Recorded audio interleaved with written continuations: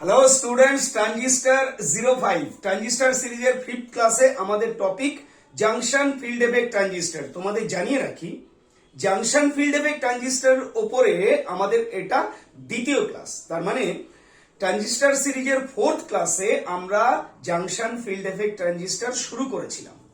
যথারীতি সেই ক্লাসে আমাদের আলোচনার বিষয় ছিল জাংশন ফিল্ড এফেক্ট ট্রানজিস্টারের স্ট্রাকচার, ওয়ার্কিং প্রিন্সিপাল এবং আরো কিছু গুরুত্বপূর্ণ বায়াসিং। সেগুলো একটু মনে করিয়ে দিয়ে আমরা জাংশন ফিল্ড এফেক্ট ট্রানজিস্টারের সেকেন্ড পার্টটা আজকের ক্লাসে কভার করব।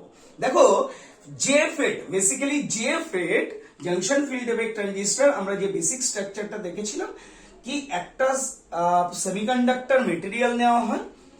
সেই semiconductor material either N type হতে পারে, পুরো মেটেরিয়ালটা আইদার এন টাইপ মেটেরিয়াল হতে পারে অথবা পি টাইপ মেটেরিয়াল হতে পারে। তো আমরা রেফারেন্স হিসাবে এটাকে এন টাইপ মেটেরিয়াল নিয়েছিলাম। রেফারেন্স হিসাবে আজকের ক্লাসেও আমরা এটাকে এন টাইপ মেটেরিয়াল নেব এবং তার সাথে আমরা করেছিলাম কি এর দুটো এন্ডে জাস্ট এই পোর্শন এবং এই পোর্শনে আমরা পি টাইপ মেটেরিয়াল এর সঙ্গে মিশিয়েছিলাম। পি টাইপ মেটেরিয়াল মেশানোর ফলে এখানে P type region set up হয়েছিল, এ পাশেও একটা P type region set up হয়েছিল। যেহেতু এই দুটো পি টাইপ রিজিয়ন আইডেন্টিক্যাল, তাদের মধ্যে ইন্টারনালি কানেকশন করা থাকে, জেফেটের ভেতরে একেবারে ইন্টারনালি কানেকশন করা থাকে। তার সাথে সাথে এখানে যখনই পি টাইপ এন টাইপ মেটেরিয়ালের সঙ্গে একটা পি টাইপ মেটেরিয়াল স্যান্ডউইচ হয়, সাথে সাথে এখানে একটা ডিপ্লেশন লেয়ার সেট আপ হয়। সেটাও আমরা লাস্ট ক্লাসে বিস্তারে আলোচনা করেছিলাম। এখানে একটা ডিপ্লেশন লেয়ার সেট আপ হয়। যথারীতি ডিপ্লেশন লেয়ার সেট আপ হচ্ছে, এটা উইদাউট বায়াসিং, কোনো বায়াসিং ছাড়াই এই ডিপ্লেশন লেয়ারটা কিন্তু সেট আপ হচ্ছে। এবং এই রিমেইনিং পোর্শনটা ছিল এন টাইপ মেটেরিয়াল এবং এখানে এই এন টাইপ মেটেরিয়ালের দুপাশে পি টাইপ মেটেরিয়াল থাকার জন্য এখানে একটা চ্যানেলের মতো তৈরি হয়ে গেছে। দ্যাটস ওয়াই এটা একটা এন চ্যানেল জেফেট, এবং তার সাথে সাথে জেফেট থেকে তিনটে টার্মিনাল বের করে আনা হয়। একটা টার্মিনাল গেট, আরেকটা টার্মিনাল সোর্স এবং থার্ড যে টার্মিনাল সেটা হচ্ছে ড্রেন। যথারীতি তিনটে টার্মিনাল বেরিয়েছে। আমরা লাস্ট ক্লাসে বলেছিলাম কি জেফেটকে যদি ওয়ার্কিং মোডে আনতে হয়, জেফেটকে দিয়ে যদি কাজ করতে হয়, তাহলে দুটো পসিবল ওয়ে আছে। একটা হচ্ছে হোয়েনেভার, এখানে আরেকটু জানিয়ে রাখি যে বাইপোলার জাংশন ট্রানজিস্টরটা যেমন কালেক্টর কারেন্টটা বেস কারেন্টের উপর ডিপেন্ড করে। বেসিক্যালি বাইপোলার জাংশন ট্রানজিস্টরে কি ছিল, আইসি is equals to beta times of IB. সুতরাং বলা যায় কি collector current is equals to function of IB. কিন্তু ফেটের ক্ষেত্রে এটাই ডিফার করে কি এই ড্রেন কারেন্টটা কিন্তু বেসিক্যালি জাংশন ফিল্ড এফেক্ট ট্রানজিস্টরের ড্রেন থেকে সোর্সের দিকে কারেন্ট ফ্লো করাতে হয়। এবং এই কারেন্টটা ফ্লো হয় আইদার ইলেকট্রনের মুভমেন্টের জন্য অর হোলের মুভমেন্টের জন্য।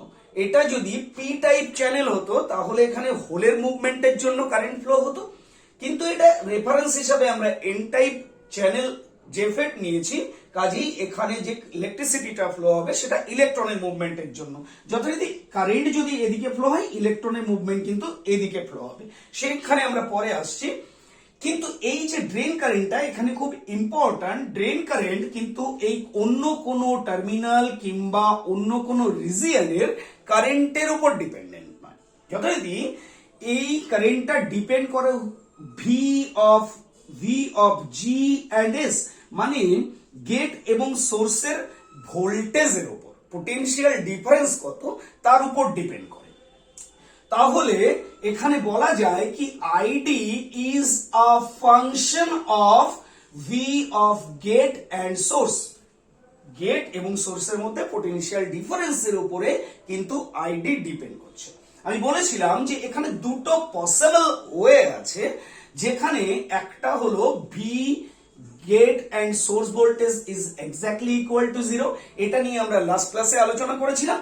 এবং আরেকটা পসিবল ওয়ে হচ্ছে V of gate and source voltage is less than 0, less than 0। মোদ্দা কথা, গেট ভোল্টেজ নেগেটিভ পোটেনশিয়াল হতে হবে, গেট ভোল্টেজটা নেগেটিভ, লেস দ্যান 0 মানে নেগেটিভ ডেফিনেটলি। সুতরাং এখানে আমরা লাস্ট ক্লাসে যেটা করেছিলাম, এই ফার্স্ট কন্ডিশনটা নিয়ে আলোচনা করেছিলাম। সেখানে আমরা লক্ষ্য করেছিলাম এই ভোল্টেজটা যদি 0 হতে হয় তাহলে সব থেকে যেটা সুবিধাজনক কাজ সেটা হলো গেট এবং সোর্সকে একটা কন্ডাক্টর দিয়ে ডাইরেক্ট শর্ট করে দেওয়া, একটা কন্ডাক্টর দিয়ে ডাইরেক্ট শর্ট করে দেওয়া। সুতরাং গেট ভোল্টেজ এবং সোর্স ভোল্টেজ যাই থাকুক না কেন, এদের মধ্যে বিভবের প্রভেদ মানে পোটেনশিয়াল ডিফারেন্সটা অবশ্যই শূন্য হবে। তো এই অবস্থায় আমরা ড্রেন টার্মিনাল দিয়ে কারেন্ট ফ্লো করাতে চেয়েছিলাম সোর্সের দিকে। যথারীতি এটা যদি করতে হয় তাহলে আমাদের ড্রেন টার্মিনালকে হায়ার পটেনশিয়ালে রাখতে হয়েছিল এবং সোর্স টার্মিনালকে লোয়ার পটেনশিয়ালে রাখতে হয়েছিল। কাজেই এখানে একটা ব্যাটারি কানেক্ট করতে হয়েছিল in between drain and source. এবং ব্যাটারিটা যেভাবে কানেক্ট হয়েছে তোমরা লক্ষ্য করো কি এটা হায়ার পটেনশিয়াল এন্ড এবং এটা lower potential end. That is why drain terminal যেটা সেটা হায়ার পটেনশিয়াল, এটা লোয়ার পটেনশিয়াল। কারেন্ট এদিক থেকে এদিকে ফ্লো হয়েছিল এবং ইলেকট্রন এদিক থেকে এদিকে ফ্লো হয়েছিল। এখানে একটা পোটেনশিয়াল অ্যাপ্লাই করেছিলাম, সাপোজ দ্যাট 6 ভোল্ট অ্যাপ্লাই করেছিলাম। সাপোজ 6 ভোল্ট অ্যাপ্লাই করাতে কি হয়েছিল, এই 6 ভোল্টটা এই এন্টায়ার যে ফেটটার এন চ্যানেলের মধ্যে ড্রপ হতে এখানে এসে শূন্যতে পৌঁছেছিল। কাজেই এই আপার রিজিয়নটার পোটেনশিয়ালটা সাপোজ দ্যাট এখানে 6 ভোল্ট, এখানে 4 ভোল্ট, এখানে 2 ভোল্ট এবং এখানে 0 ভোল্ট। যথারীতি আমরা লক্ষ্য করেছিলাম কি এই রিজিয়নটা, এই আপার রিজিয়নটা, এই বাইরের দিকটা ইনসাইডের পোটেনশিয়াল +4 এবং ইনার এর ভেতরের দিকটা তার মানে পি রিজিয়নে যেহেতু পোটেনশিয়াল 0, কাজে পি সাইডটা 0 ভোল্ট। এই ডিপ্লেশন লেয়ারটা চলে গেছিল মানে পিএন জাংশনটা চলে গেছিল রিভার্স বায়াসে। এখানেও তার ব্যতিক্রম হয়নি, বাইরের পোটেনশিয়ালটা ছিল +2 ভোল্ট, ভেতরের পোটেনশিয়ালটা 0 ভোল্ট। কাজেই এখানে রিভার্স বায়াসিং হয়ে গেছিল। রিভার্স বায়াসিং হওয়ার ফলে যেটা হয়েছিল, যেখানে রিভার্স বায়াসিং যদি হয় তাহলে ডেফিনেটলি ডিপ্লেশন রিজিয়নটা চওড়া হয়ে যায়, আরো বেশি বড় হয়ে যায়। তো যেখানে যে রিজিয়নে যত বেশি পরিমাণে রিভার্স বায়াসিং হয় সেই রিজিয়নটা তত বেশি পরিমাণে চওড়া হয়ে যায়। কাজেই এখানে রিভার্স বায়াসিং বেশি হওয়ার কারণে এখানে যেটা হয়েছিল, এই রিজিয়নটা অনেক বেশি চওড়া ডিপ্লেশন লেয়ার তৈরি হয়েছিল এবং নিচের দিকে আস্তে আস্তে সরু হয়েছিল। এমনি করে ডিপ্লেশন রিজিয়নটা বেড়ে গেছিল, এমনি করে ডিপ্লেশন এর ক্ষেত্রেও তাই হয়েছিল, এমনি করে ডিপ্লেশন রিজিয়নটা বেড়ে গেছিল। আমরা লক্ষ্য করেছিলাম ডিপ্লেশন রিজিয়ন যখন বেড়ে গেছিল তখন চ্যানেলটা কিন্তু সরু হয়ে গেছিল, ন্যারো হয়ে গেছিল চ্যানেলটা। যথারীতি আগে এতটা চওড়া ছিল, এখন ন্যারো হয়ে গেছে। ন্যারো হয়ে যাওয়ার কারণে এই চ্যানেলটার রেজিস্ট্যান্স কিন্তু আস্তে আস্তে বাড়তে থেকেছিল। আমরা যদি এখানে 6 ভোল্টের এটা যদি একটা ভ্যারিয়েবল ভোল্টেজ সোর্স হয় তাহলে এই ভোল্টেজটাকে যদি আরো ইনক্রিজ করি, সাপোজ দ্যাট 8 ভোল্ট কিংবা 10 ভোল্ট এরকম যদি ইনক্রিজ করি তাহলে কি হবে, এই জায়গার যে এই জায়গার যে +4 পোটেনশিয়াল ছিল সেটা হয়তো আরো বেড়ে যাবে, এখানে +6 হতে পারে। তো তখন এটা আরো বেশি চওড়া হয়ে যাবে, এদিক থেকে আরো বেশি চওড়া হয়ে যাবে। তো এই চওড়া হতে হতে একটা সিচুয়েশন আসবে কি পিঞ্চ অফ সিচুয়েশন, মানে এক চিমটের মতো হেয়ার লাইন একটা গ্যাপ থাকবে।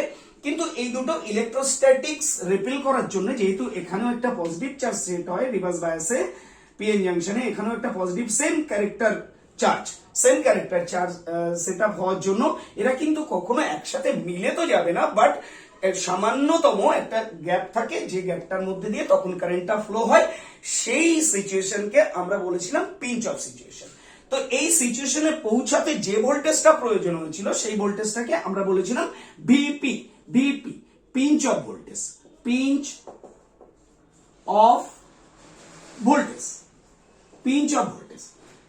তো এটা আমাদের ফার্স্ট ক্লাসের জাস্ট একটা রিক্যাপ। ফার্স্ট ক্লাস এটা ছিল, এখানে আমরা একটা কারেন্ট এবং ভোল্টেজের ক্যারেক্টারিস্টিক্স কার্ভ ড্র করেছিলাম, যেখানে আমরা দেখেছিলাম যে এটা যদি এই ভোল্টেজ সোর্সটা আমি যদি নাম দিই ভি ড্রেন এবং সোর্স, ভোল্টেজ অ্যাক্রস ড্রেন এবং সোর্স, তাহলে দেখেছিলাম ভোল্টেজ অ্যাক্রস ড্রেন এবং সোর্স এটা যদি বাড়তে থাকে তাহলে কারেন্টও বাড়তে থাকবে। ডেফিনেটলি ভোল্টেজ বাড়লে কারেন্ট বাড়বে, কিন্তু একটা সময়ে গিয়ে যখন এই পিঞ্চ অফ সিচুয়েশনটা চলে এসেছে তখন কিন্তু কারেন্ট স্টেডি হয়ে গেছে, তখন কিন্তু আর ভোল্টেজ বাড়ালেও তারপরেও যদি ভোল্টেজ বাড়ানোর চেষ্টা করা হয় কিংবা বাড়ানো হয় তারপরে কিন্তু আর এখানে কারেন্টটা ইনক্রিজ করেনি। ঠিক যে কারেন্টটায় গিয়ে যে অ্যামাউন্টের যে ভ্যালুর কারেন্টটায় গিয়ে কারেন্টটা কনস্ট্যান্ট হয়ে গেল সেটাকে আমরা বলেছিলাম is, is saturation current. Is means saturation current, saturation current. এবং যে ভোল্টেজে এটা হয়েছিল সেটা হচ্ছে pinch off voltage.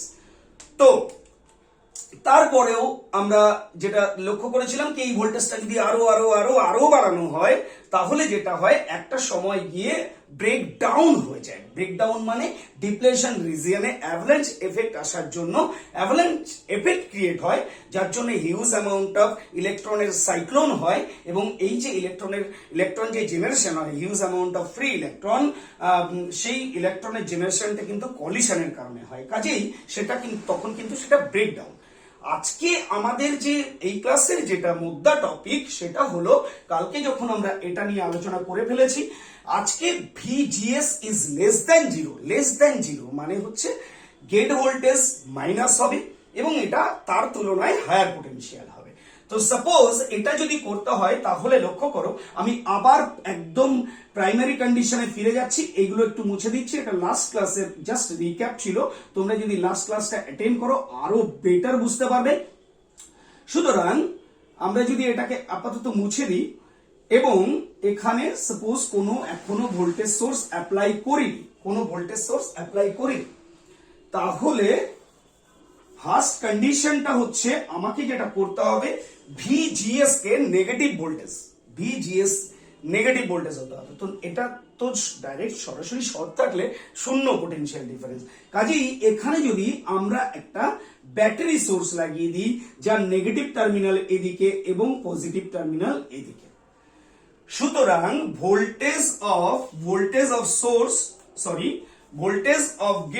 voltage of gate minus voltage of source is equals to VGS is equals to কিন্তু নেগেটিভ ভোল্টেজ আসবে।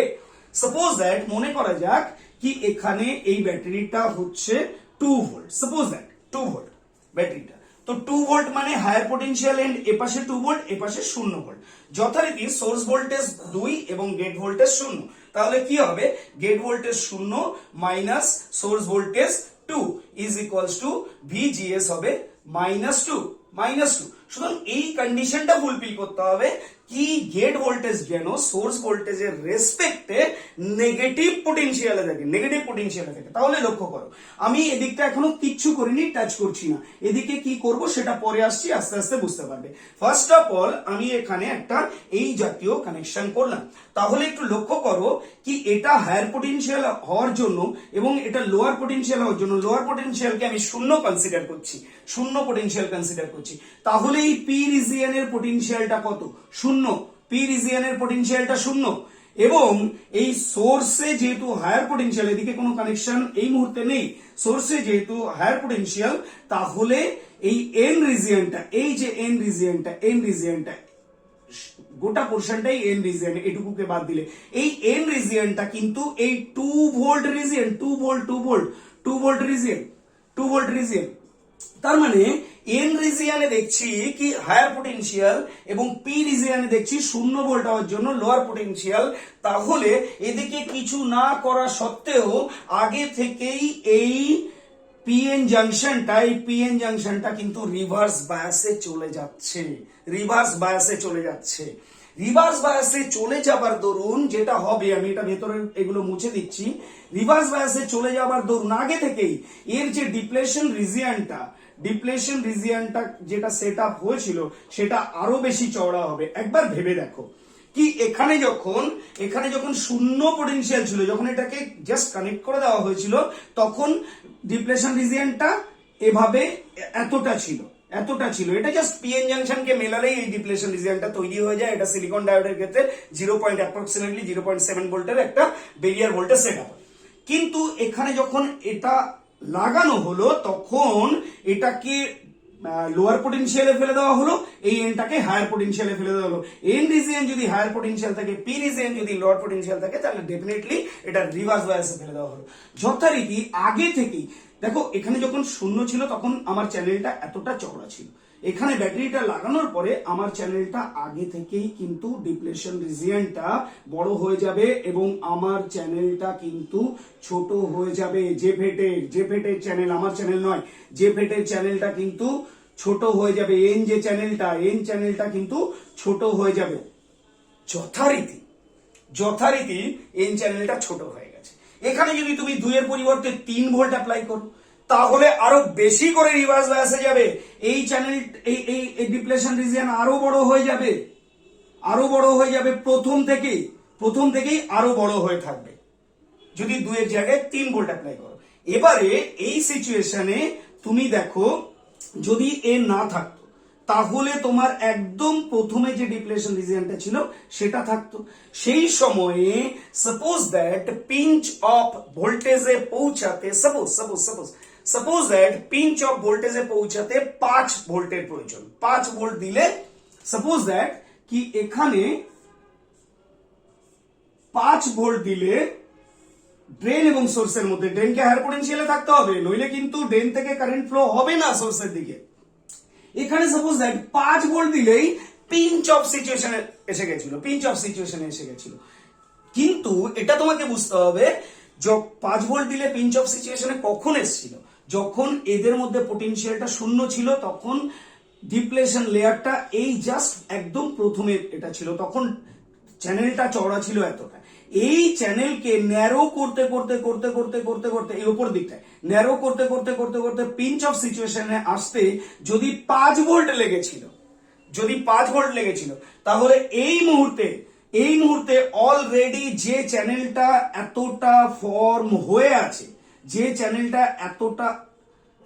যে লেয়ারটা এতটা চওড়া হয়ে আছে এবং চ্যানেলটাকে অলরেডি সরু করে রেখেছে, তাহলে এখান থেকে পিঞ্চ অফ সিচুয়েশনে পৌঁছাতে এখানে কত ভোল্টের প্রয়োজন হবে? অবভিয়াসলি লেস দ্যান 5 ভোল্টেজে কিন্তু পিঞ্চ অফ সিচুয়েশন এসে যাবে। ডিফারেন্সটা বোঝো।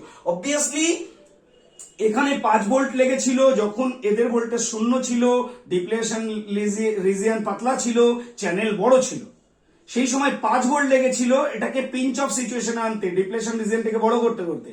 কিন্তু এই মুহূর্তে আগে থেকেই এখানে রিভার্স বায়াসিং করে রাখা হয়েছে, ডিপ্লেশন লেয়ারটা বড় হয়ে আছে এবং তার সাথে সাথে তোমার এন চ্যানেলটা সরু হয়ে আছে।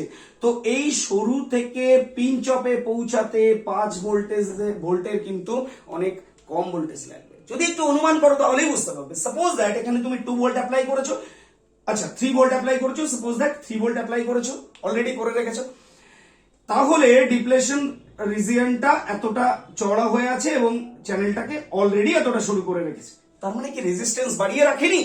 ডেফিনেটলি রেজিস্ট্যান্স বাড়িয়ে রেখেছে। তার মানে এখানে যে ভোল্টেজটা তুমি অ্যাপ্লাই করছো সেই ভোল্টেজের জন্য আমার এই পাথের রেজিস্ট্যান্সটা বেড়ে থাকছে আগে থেকে। কাজে পিঞ্চ অফ সিচুয়েশন আসছে তখন 5 ভোল্টে যদি পিঞ্চ অফ সিচুয়েশন আসে, অলরেডি 3 ভোল্টের দিকে অ্যাপ্লিকেশন হয়ে গেছে, তাহলে নিয়ার অ্যাবাউট 2 ভোল্ট অ্যাপ্লাই করলে এখানে 2 ভোল্ট, 5 ভোল্টের জায়গায় 2 ভোল্ট অ্যাপ্লাই করলেই কিন্তু পিঞ্চ অফ সিচুয়েশন চলে আসতে পারে। 2 ভোল্ট অ্যাপ্লাই করলেই পিঞ্চ অফ সিচুয়েশন চলে আসতে পারে। তো এটাকে যদি আমরা একটু গ্রাফিক্যালি বুঝি, তাহলে দেখো, গ্রাফিক্যালি বুঝলে আরো বেটার হবে।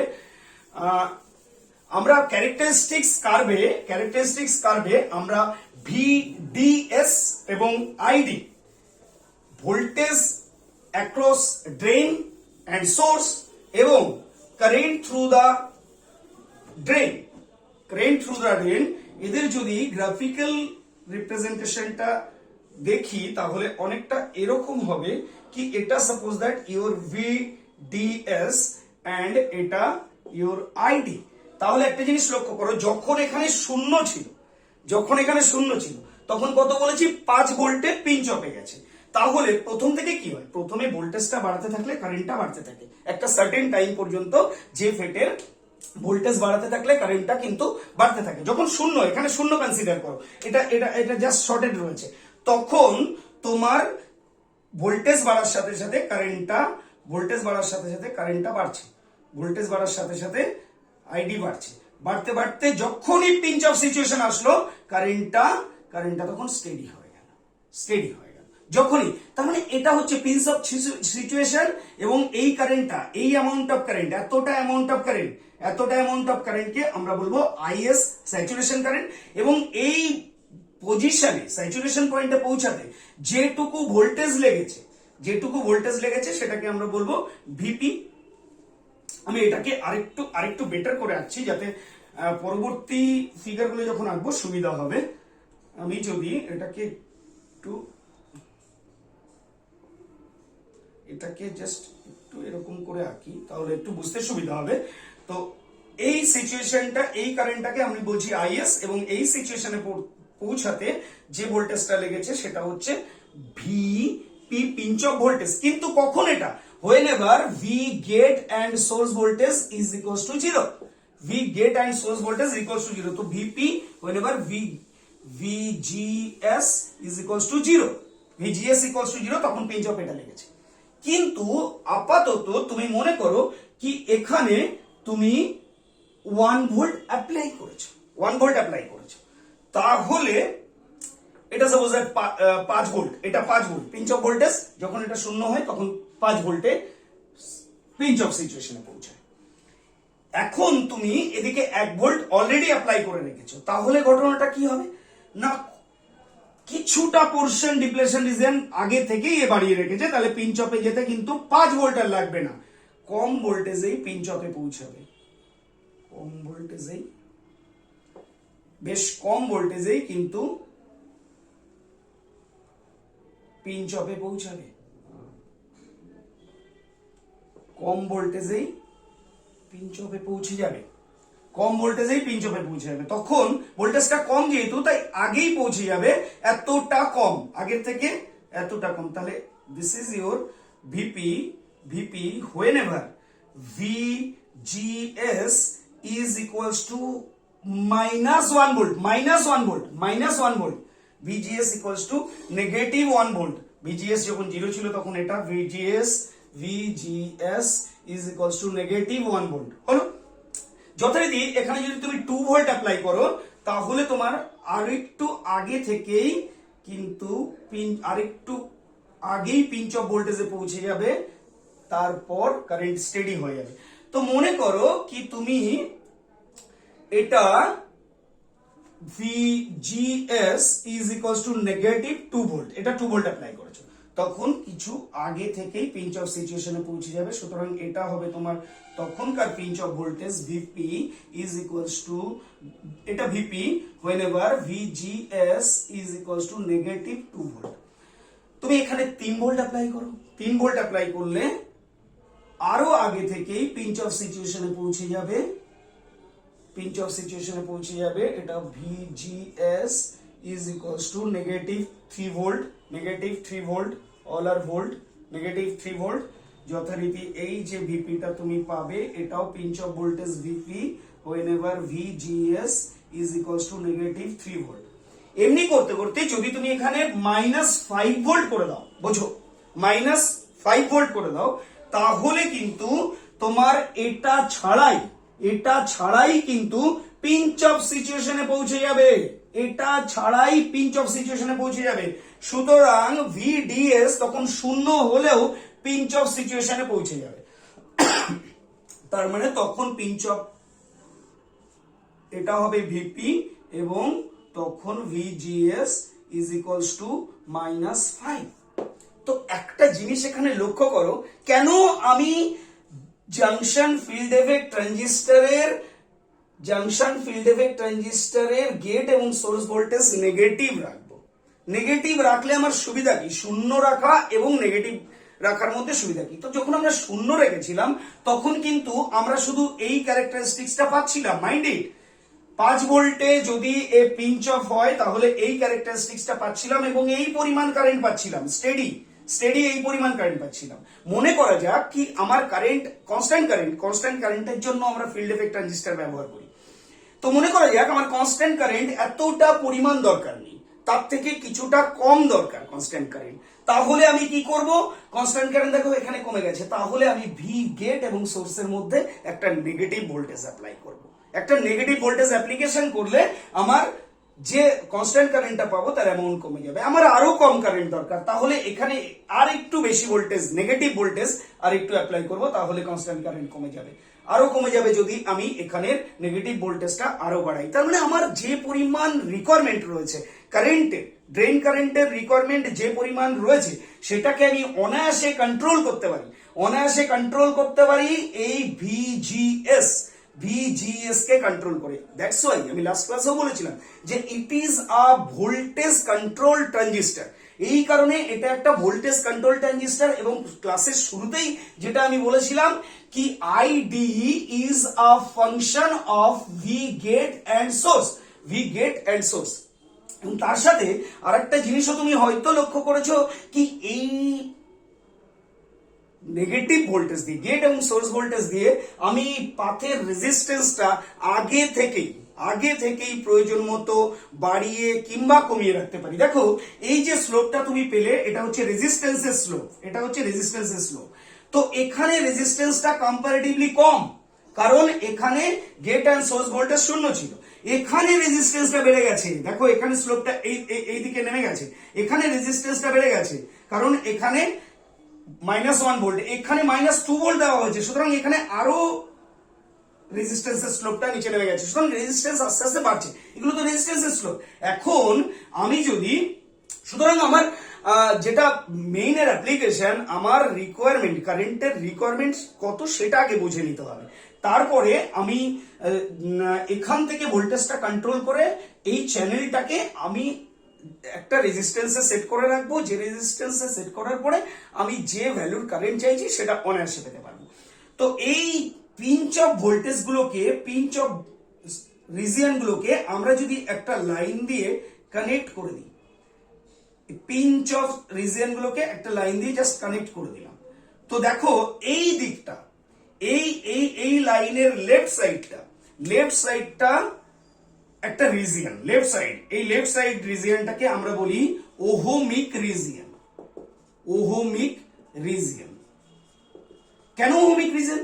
এই লেফট সাইড, এই লাইনের লেফট সাইডটা দেখো এই ভোল্টেজ এবং কারেন্টের যে কার্ভ সেটা কিন্তু একদম লিনিয়ারলি রান করছে। তার মানে ওহমস ল কে মান্যতা দিচ্ছে, একদম লিনিয়ারলি রান করছে, ভোল্টেজ বাড়ছে তো কারেন্ট বাড়ছে। আর এই যে স্টেডি কারেন্টের যে রিজিয়নটা,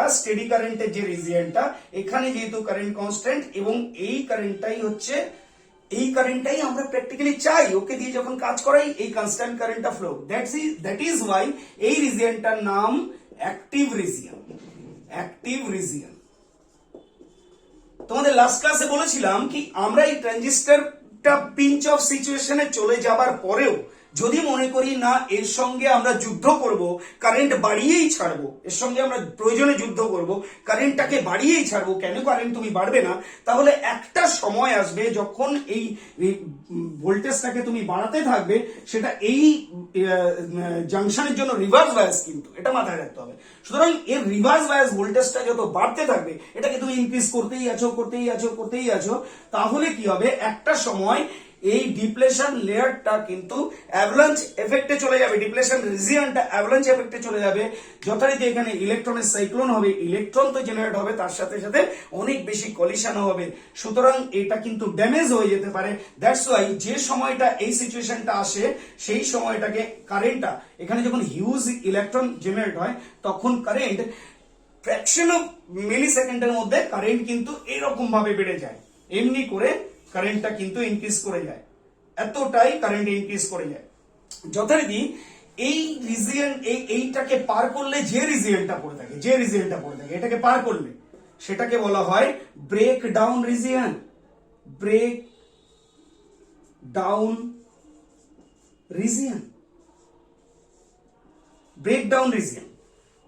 ক্লিয়ার? এবং তার সাথে সাথে আরেকটা রিজিয়ন আমাদের জানতে হয় কি, এর এইটা এই দাগের থেকে শুরু করে এর নিচে, মানে এটার থেকে শুরু করে এর নিচে কাট অফ রিজিয়ন বলি। এই রিজিয়নটাকে আমরা বলি কাট অফ রিজিয়ন। কেন কাট অফ রিজিয়ন? কারণ এই রিজনে কারেন্ট নেই, কারেন্ট শূন্য, ইনসুলেটিং বিহেভ করছে, কারেন্ট শূন্য, দ্যাট ইজ ওয়াই এটা কাট অফ রিজিয়ন। তো এটা ছিল জাংশন ফিল্ড এফেক্ট ট্রানজিস্টরের লাস্ট ক্লাস। এর পরবর্তী ক্লাসে মসফেট কে নিয়ে তোমাদের সাথে খুব তাড়াতাড়ি দেখা হচ্ছে। Thank you so much.